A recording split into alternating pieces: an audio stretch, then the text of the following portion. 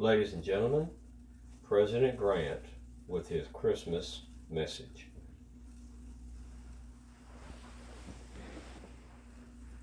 I'm President Ulysses S. Grant, and I am moved to bring to you a Christmas message here at this time of year.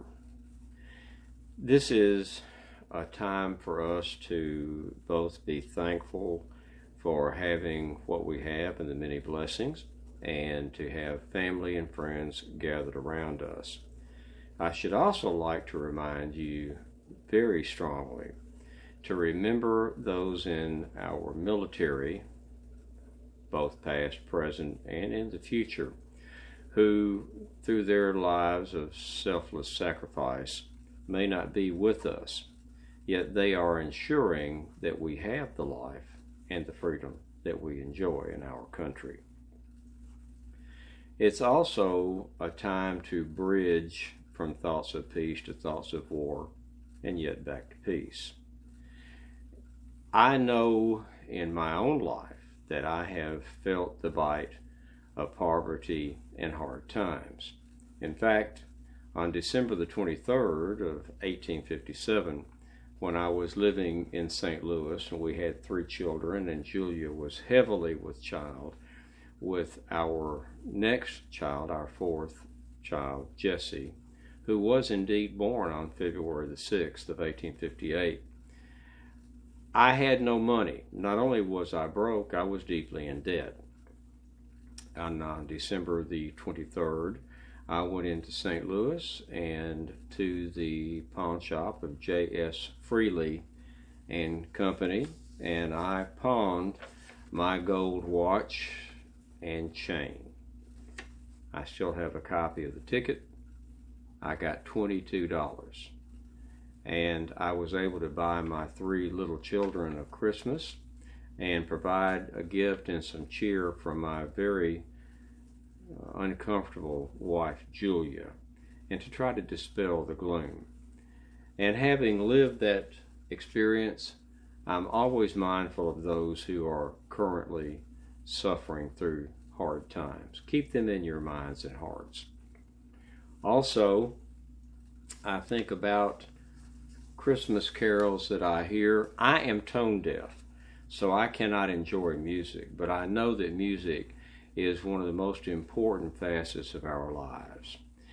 And I'm called to mind of one carol that is becoming very popular now, that was born of despair and yet blossoming into joy.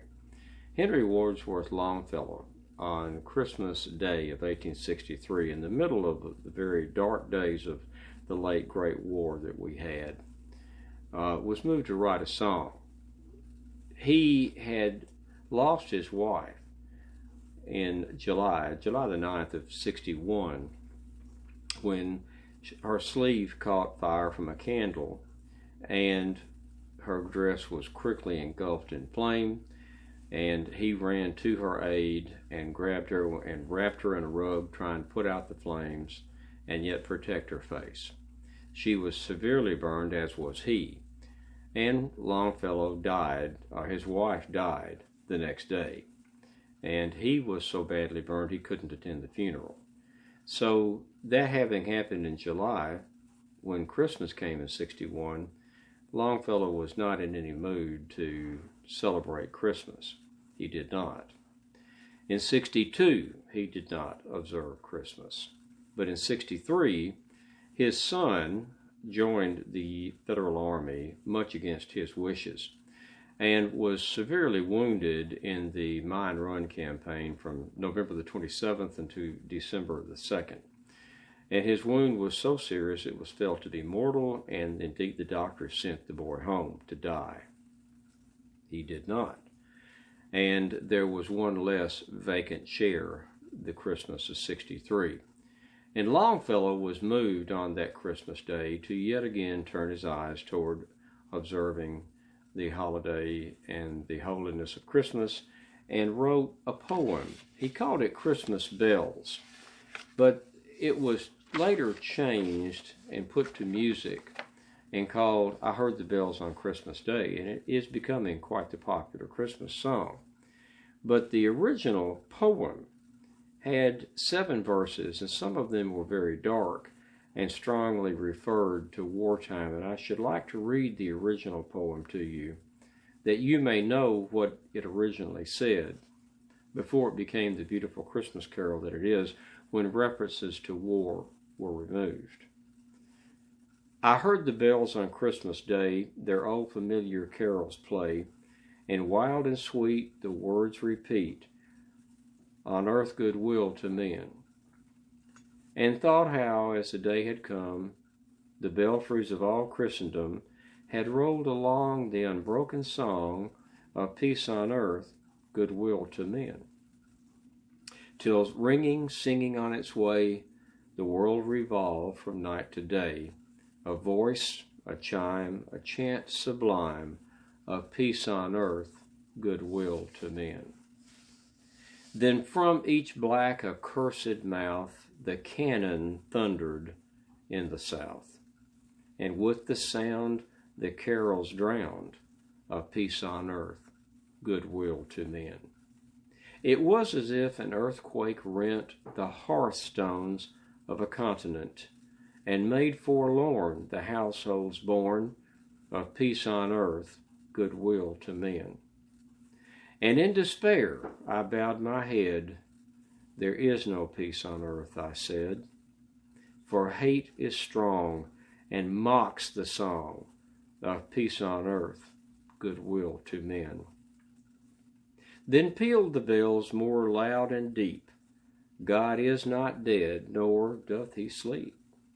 The wrong shall fail, the right prevail, with peace on earth, goodwill to men. Those are the words that Longfellow originally wrote. The references to war were removed. It was softened and put to lovely music, as I'm told. As I said, I'm tone deaf. And it's becoming quite the popular carol. And the poem, so heartfelt by a man who thought he'd lost his wife and his son. He has written that poem on Christmas Day. Then it transitions as we went from war to peace and becomes a very peaceful and lovely Christmas carol that warms our hearts. Christmas has always been on my mind, particularly in 1864. And on Christmas Day of 1864, I sent a message to the agent of exchange for the Confederate States of America with this message. December 24th, Judge R. Old, Agent of Exchange. Sir, I am informed that there is quite a number of federal prisoners in Richmond who are suffering from want of proper clothing. I would respectfully request the authority to send for their benefit a few hundred blankets and ask that a commissioned officer from among the prisoners be allowed to receive and distribute them. If my request in this matter can be acceded to, I will be pleased to learn at what point and at what time they will be received and the name of the officer designated to receive the clothing. So it was heavily on my mind to relieve the wants of those federal officers in Libby Prison and the federal officers in different prisons throughout the Richmond area. So Christmas was on my mind in '64.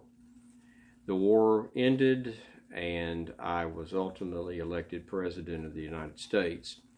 And whenever possible on the holidays, Julia and I have gathered our children and our friends around us in the executive mansion. And we enjoy the holiday and urge you to do so as well. But I admonish you to remember the members of our military, wherever they may be, because they aren't around your hearth with you and their family.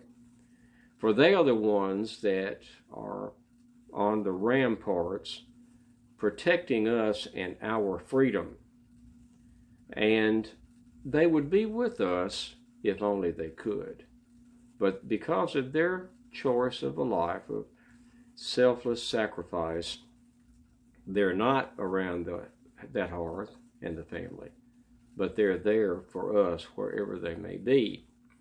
So, as you enjoy the holidays, think about those who would be with us if they could, and include them in your thoughts.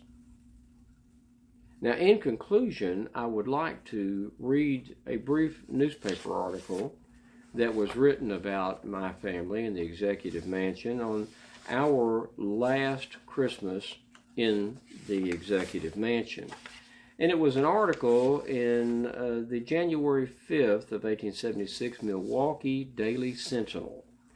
And I think it accurately describes how we were enjoying the holiday. On Christmas Day, the White House was the scene of a pleasant little dinner party.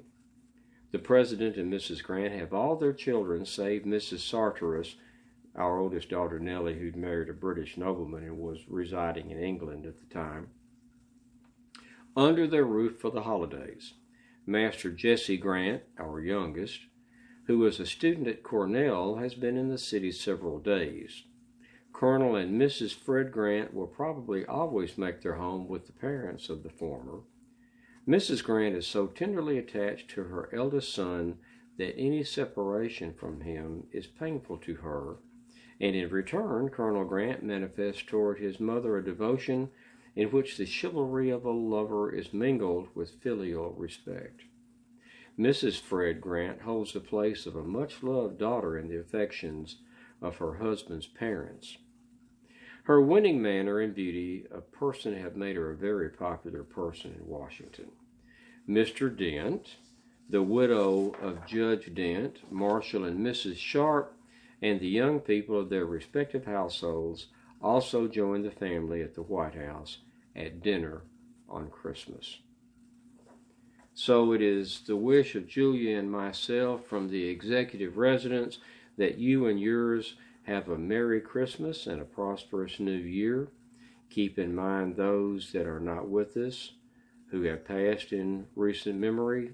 Keep them in your hearts, for no one is dead until they're forgotten.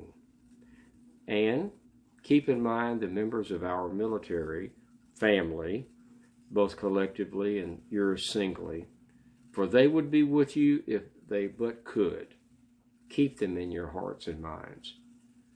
So from Julia and myself and our family in the Executive Mansion at Christmas, Merry Christmas and Happy New Year.